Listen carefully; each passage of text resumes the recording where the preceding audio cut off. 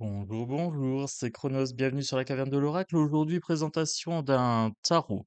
Alors, j'espère que vous allez bien, les amis. J'espère que vous allez bien en ce beau dimanche du 3 septembre 2023.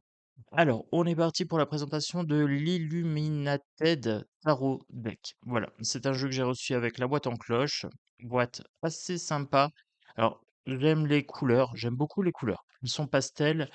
J'ai reçu un petit livret avec, succinct, avec la signification des cartes, ça devrait le faire. C'est en anglais, donc pour les gens qui me découvrent, bienvenue, n'hésitez pas à vous abonner, vous cliquez sur la petite cloche de notification et puis vous mettez le petit pouce, voilà, c'est ça qui permet le référencement de la chaîne sur YouTube. Donc pour les gens qui me suivent régulièrement, vous le savez, hein, je présente pas mal de petites pépites. Maintenant, vous avez l'habitude, hein, je vous présente des très, très belles choses. Eh bien, ce tarot ne fera pas l'exception. Merci d'être là, fidèle au poste. Merci pour les likes, pour les commentaires et surtout merci de votre fidélité. Voilà. Donc on est parti. On commence avec les arcanes majeures. Donc j'ai reçu le jeu, il n'était pas dans l'ordre. J'ai fait un petit rangement, mais j'ai pas tout rangé à fond. J'ai mis les coupes, les pentacles, les bâtons, les épées et les arcanes majeures. Par contre, elles ne seront pas dans l'ordre. Donc ne vous inquiétez pas. Voilà. Donc le jeu, bonne qualité, arrière de carte réversible, frange blanche, bonne épaisseur, bonne hauteur de carte, plus grand qu'un format poker, voilà, en hauteur, mais ça passe bien au niveau de la main. Voilà. Alors, je vais essayer de le montrer, ouais, comme ça, pour que vous ayez bien l'image, puisque le jeu est très très clair et du coup, avec le soleil, eh bien, le jeu paraît lumineux. Voilà, vous voyez, hein, franchement, pas mal de petites têtes blondes. J'aime beaucoup. Voilà. Les couleurs pastel, juste une merveille. Ça fait un petit peu Illuminati, je trouve. Un style un petit peu à l'ancienne. Voilà. Je vous montre avec le soleil et avec la main pour que vous puissiez voir les détails. Voilà. Tac. Très très lumineux ce jeu, hein. J'adore. Franchement, j'aime beaucoup.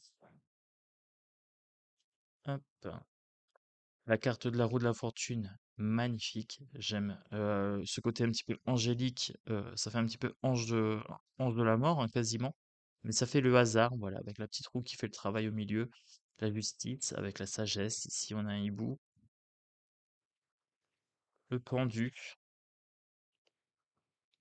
qui a la capacité ici de se détacher. Vous voyez, il tient lui-même la corde. C'est comme s'il voulait lui-même se mettre la tête à l'envers pour changer de perspective. La carte de la mort ici, très très sympa. Ouais, j'aime bien. Ça fait un petit peu genre, gravure, mythologie grecque. Voilà, c'est incroyable. On voyage, la carte du diable, on dirait un satyre. Voilà, c'est joli. La carte de la tour, l'étoile, la lune, le soleil, avec un beau contraste noir et blanc ici. La carte du jugement, carte 20. La carte du monde, 21. La roue, The Wall, ici, la roue. On pourrait parler d'inconstance quasiment. Là, vous voyez, j'ai des arcanes supplémentaires, c'est l'arcane 22. Normalement, les arcanes vont de 0 à 21. 0, pas obligatoire, puisque le fou peut être sans numéro. Là, vous avez la 22, vous avez The Whale. Et vous avez celle-ci en plus, la 23. Alors, la 23, The Art. C'est l'artiste, c'est la carte de l'artiste. OK. Vous pouvez voir aussi, là, la petite L en bas, ça pourrait être le messager des dieux, hein. Donc là, je pense que ça pourrait être la carte du consultant. Alors je trouve ça plutôt pas mal qu'il y ait une carte du consultant et une carte de l'inconstance. Voilà, j'aime bien avoir des petites surprises comme ça, donc là, c'est parfait. Je vous montre maintenant les coupes, donc la famille des émotions. Donc c'est toujours pas dans l'ordre, mais ce sont toutes les coupes. Là, vous avez le roi, la reine, chevalier, le page, Alors j'aime beaucoup aussi ce côté un petit peu avec un pourtour, mais léger, le pourtour, voilà, dessiné. Ça fait un petit peu gravure. Ça fait moulure en fait, ça fait moulure de temple. Le 3 de coupe, le 4, 5 de coupe,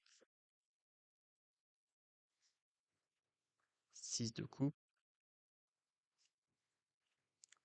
le 7 avec les choix illusoires, le 8 avec l'introspection, le fait de tourner le dos à sa vie passée, le 9 la satisfaction. Donc là, il a l'air très satisfait. Alors j'aime beaucoup parce qu'en fait, sur les personnages, on a quand même les traits de visage qui sont plutôt bien dessinés. 10 de coupe, ici. Le bonheur familial. Je vous montre maintenant les pentacles.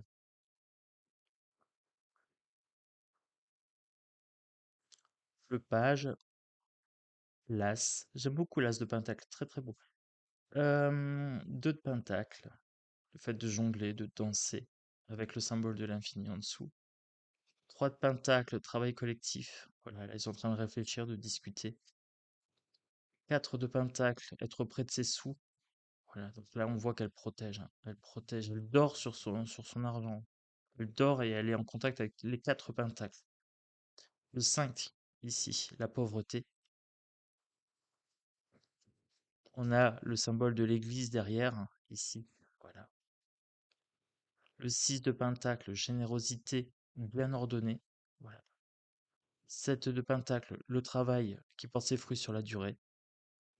8 de pentacle, expertise, travail minutieux. 9 de pentacle, ici, aisance financière. 10 de pentacle, l'héritage, avec la personne âgée et le jeune homme. Donc là, on peut imaginer une transmission financière, par exemple. Ça peut être également l'héritage familial, hein. Voilà. Le chevalier de pentacle, la reine et le roi. Voilà. Franchement, j'ai hâte de faire le tirage avec. Je fais un petit tirage à la fin, comme d'habitude. Ici, le roi de bâton. Donc on est sur la famille des bâtons, avec la petite salamandre. Salamandre, symbole du feu, forcément. Les lions, symbole d'autorité. On a plutôt quelqu'un de créatif, hein, il a plutôt bonne mine. La reine avec le petit chat. Voilà, ça c'est joli, j'aime bien. Le cavalier, page, l'as. J'aime beaucoup les as avec la main noire, comme ça ressort plutôt bien. Le 2, le fait de regarder un petit peu au loin. Le 3, le fait de vouloir voyager, être prêt à partir. Voilà. Le 4, se sentir chez soi, le foyer. Le 5, la bataille. Le 10, le travail. Le 9, les blessures, mais tenir sa position tout de même, avoir pris des coups dans la figure. Le 8, le mouvement. Et le 6, la victoire avec la couronne ici, hein. Vous avez la couronne en haut du bâton également. Le 7, défendre sa position. Donc ça respecte bien le Rider-Waite, on s'y retrouve très très facilement. Voilà, dès qu'on connaît un petit peu le tarot, ça passe. Rider-Waite respecté. Ici, le roi d'épée, avec toujours un petit animal qui accompagne. Là, il est sur l'épaule. La reine, pareil, le petit animal. Donc le roi et la reine ont souvent un petit animal totem. Le chevalier, bien sûr, à cheval. Le page, l'as, toujours avec cette notion de noir et blanc. Voilà, ici. Le 2 d'épée. Voilà, le choix. 3 d'épée, peine de cœur.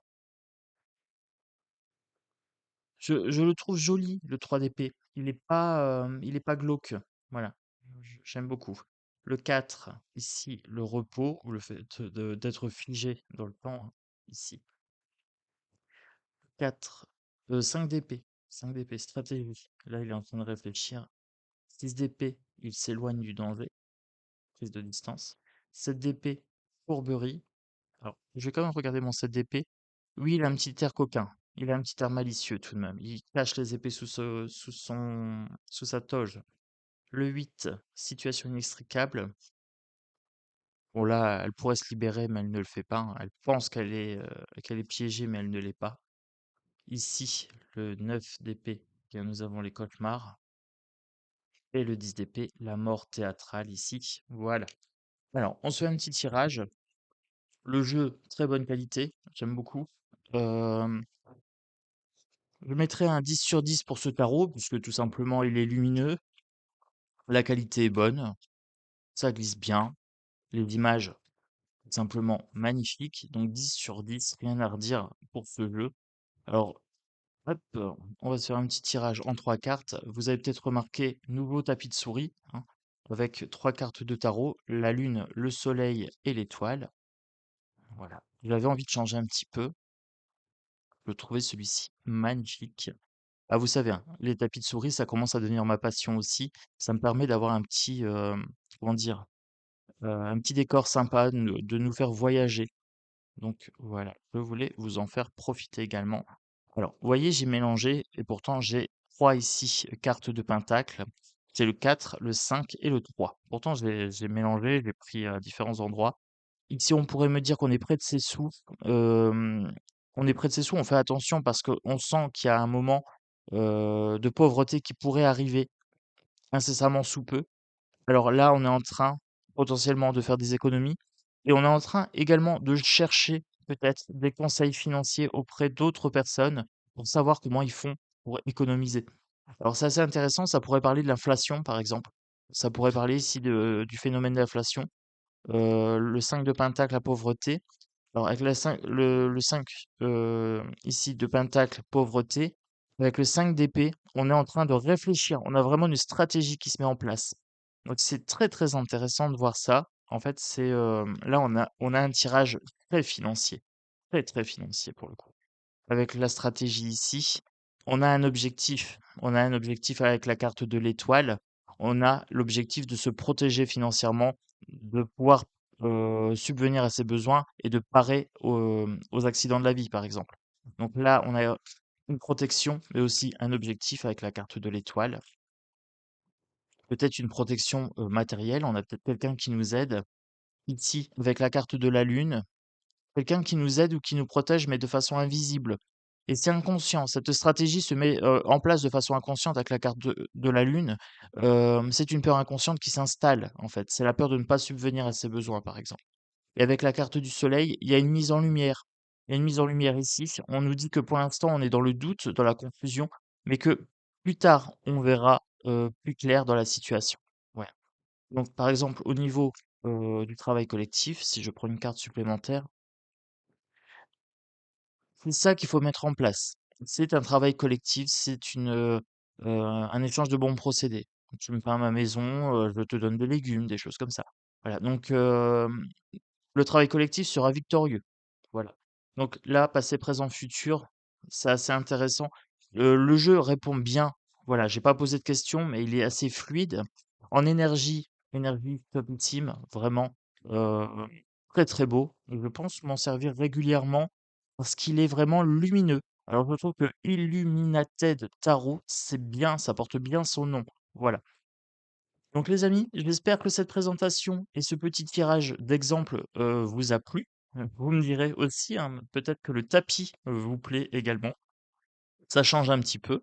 Voilà, ça fait très ésotérique, ça fait très tarot. J'adore. Vous me direz en commentaire. Voilà, je vous souhaite un très très bon dimanche. Je vous remercie d'avoir regardé la vidéo jusqu'au bout. Merci pour les petits pouces, merci pour les commentaires, les partages qui seront effectués. Voilà. Et j'ai hâte de vous lire, voir un petit peu ce que vous en pensez. Ce tarot est plutôt pas mal, moi je kiffe, hein. Je kiffe, je vous le dis clairement. Allez, beau dimanche à tous et à bientôt sur la caverne de l'oracle. Ciao, ciao.